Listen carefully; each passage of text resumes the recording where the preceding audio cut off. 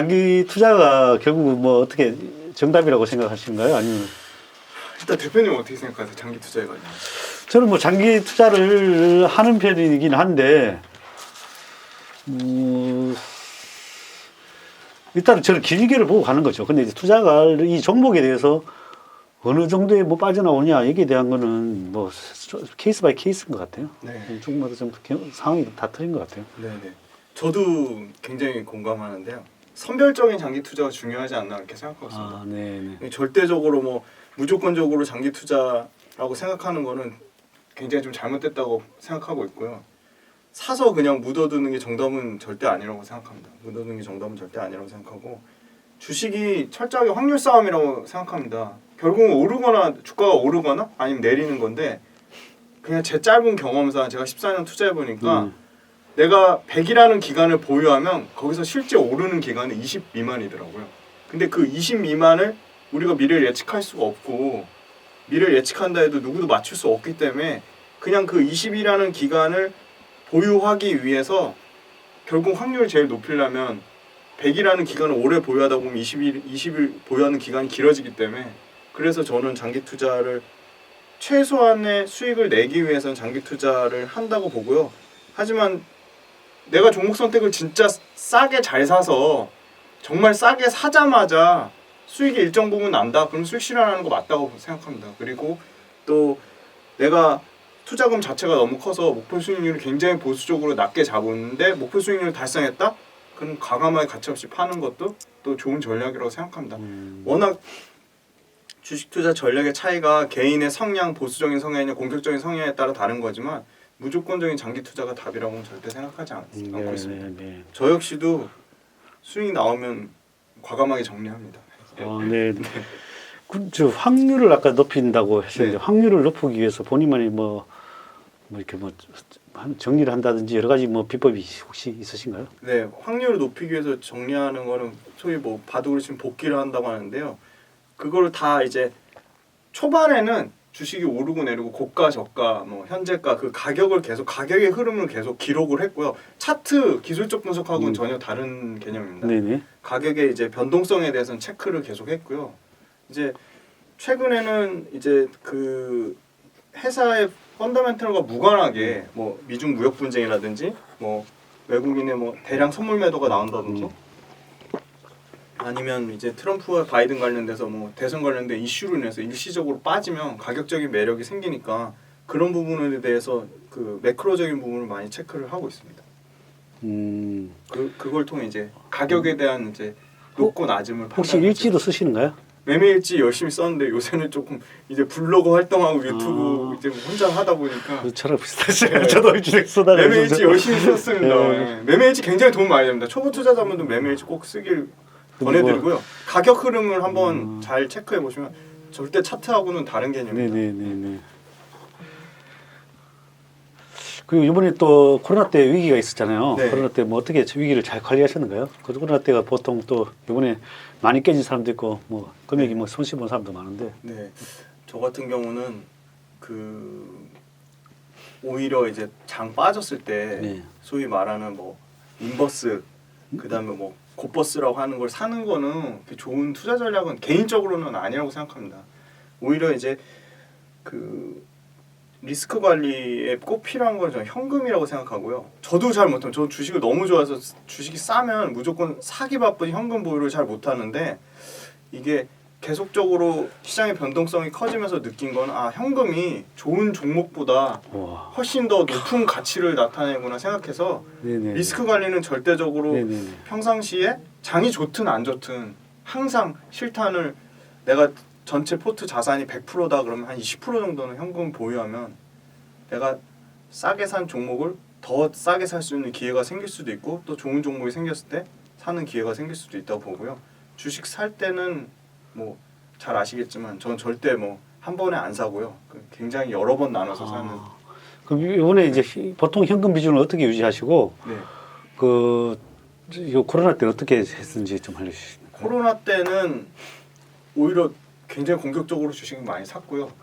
그 산 것들이 예전에 과거에 샀던 거보다 최근에 산 뭐 비대면 언택 관련주 여전히 계속 저는 주도할 거라고 보는데 개인적으로는 비대면 언택 관련주 산 것들이 좋은 수익을 내서 뭐 굳이 팔거나 어떻게 특별히 뭐 이거를 포트폴리오를 조정한다거나 뭐 현금을 가져간다. 왜냐면 싸게 좋은 게 샀기 때문에 너무 싸게 샀으면은 이제 소위 말하는 그 가격에 대한 메리트가 어떻게 보면 좋은 종목을 선택한 것보다 먼저 우선순위가 됐기 때문에 그런 거에 대한 뭐 특별히 리스크 관리를 그렇게 뭐 엄청 신경 써서 하진 않았습니다.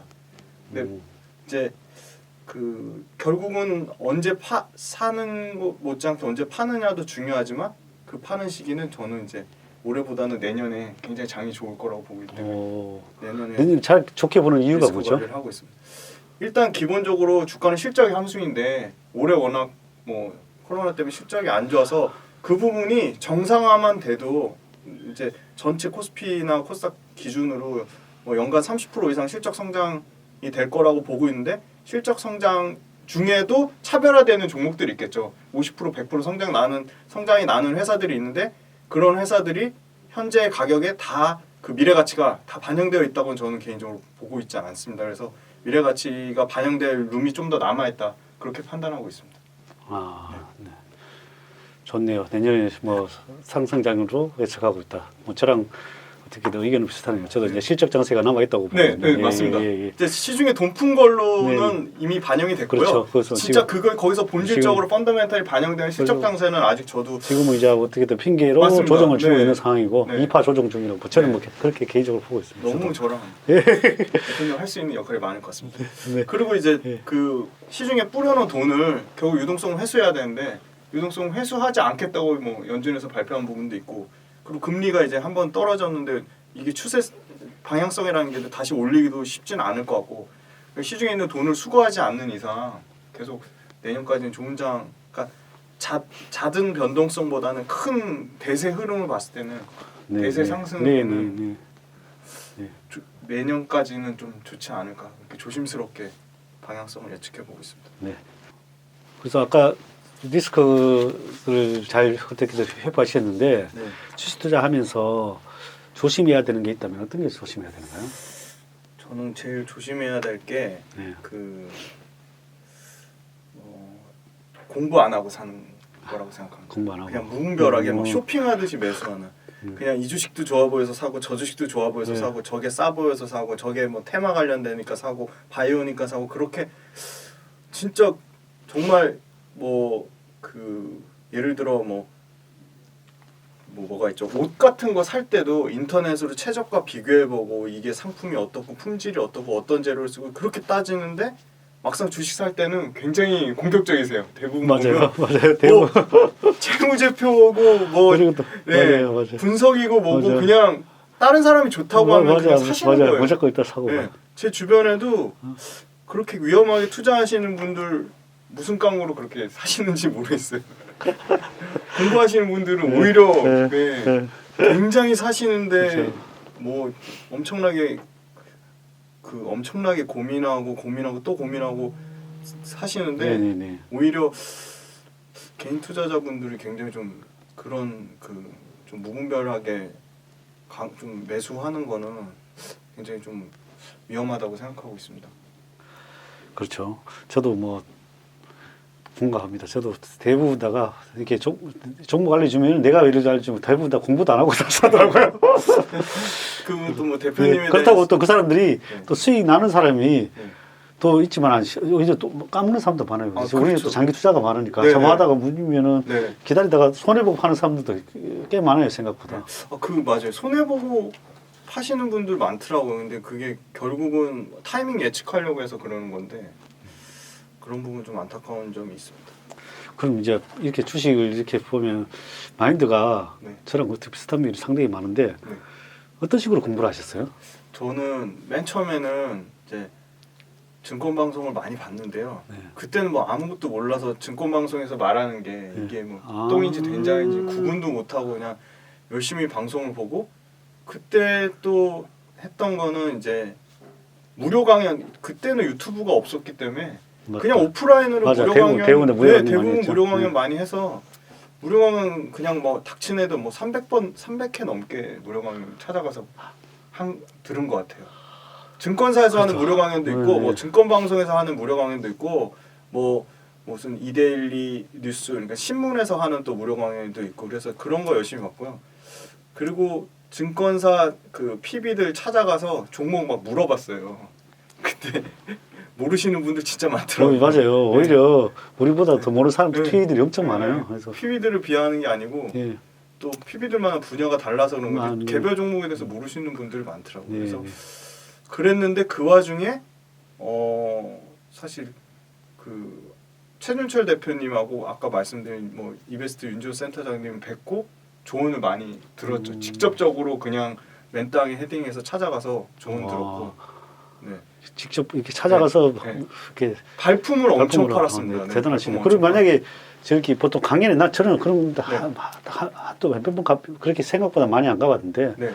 어떻게 가보면 도움이 많이 되는가요? 강연에? 그때는 몰랐으니까 그냥 습사지처럼 무조건 지식을 해야겠다 해서 뭐 같은 사람 거 가서 여러 번도 듣고 했는데 그때 들었던 거 중에 도움되는 거는 뭐 전반적인 시장의 흐름이 이렇다, 주도주가 어떻다 이런 정도는 도움이 됐던 것 같고요. 결과적으로 제일 실질적으로 도움 많이 됐던 거는 역시 책을 통해서 본 게 도움 많이 됐고, 네.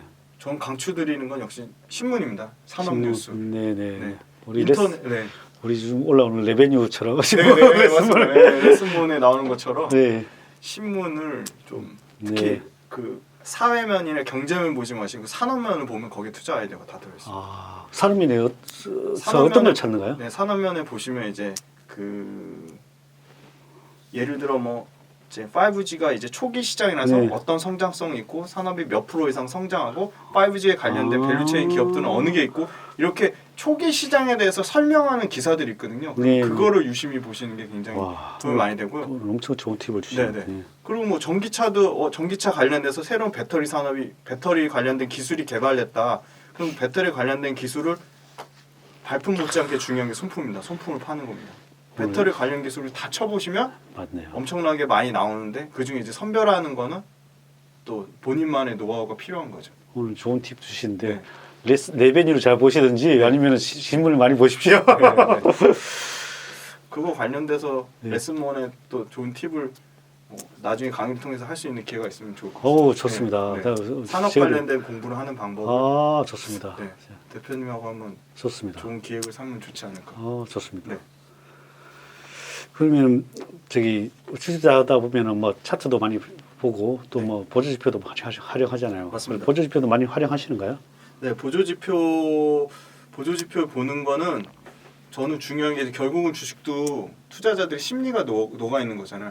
보조지표를 본다는 거랑 이제 차트 보는 거랑은 전혀 다른 개념이라고 생각하고요.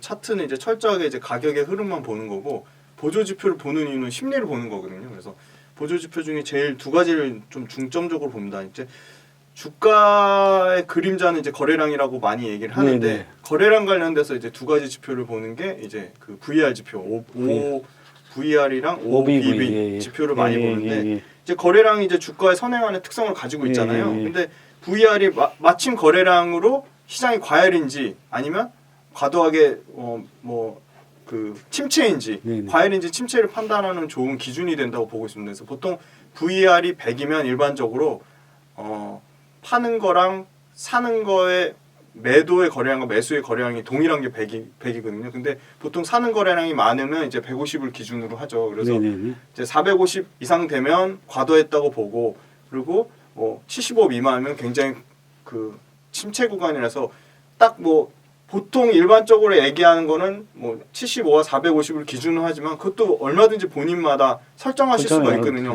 뭐 HT에서 설정하실 수 있고 요새는 너무 편리하게 네이버 금융 가셔도 네이버 금융 차트 띄우시면 VR 보조지표 추가로 넣으실 수 있거든요. 그래서 저는 이제 VR 많이 보고 또 많이 보는 게 RSI를 보거든요. RSI도 뭐 기술적으로는 75 미만이면 75. 너무 과열 구간이라서 과매수 구간, 뭐 25 밑에는 과매수 구간이라 하는데 RSI 지표를 통해서도 이게 이 종목에 대해서 얼마나 투자 심리가 과열됐는지 아니면 너무 침체됐는지 그걸 판단하는 좋은 기준을 보고 있습니다. 결국 이제 심리가 녹아져 있다고 보는 건데 말 그대로 보조 지표죠. 네. 보조 지표죠. 네. 보조 지표 그래도 잘 활용하면 뭐 네. 저점과 고점을 저점 고점 참는데 도움이 상당히 됩니다. 도움이 되죠. 맞습니다. 네. 맞습니다. 예. 왜냐면 그게 굉장히 체계화돼서 네. 나온 지표이기 때문에요. 네네네. 그럼 이제 주로 VR하고 네. 뭐 RSI RSI 를 이렇게 주로 본다. 많이 봅니다.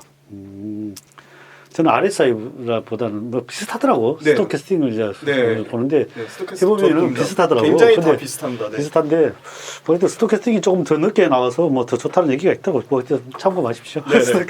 뭐 그렇고 그 지표는 내가 보니까 거의 비슷하게 나타나더라고요. 네, 예, 비슷하게 그렇습니다. 예, 그리고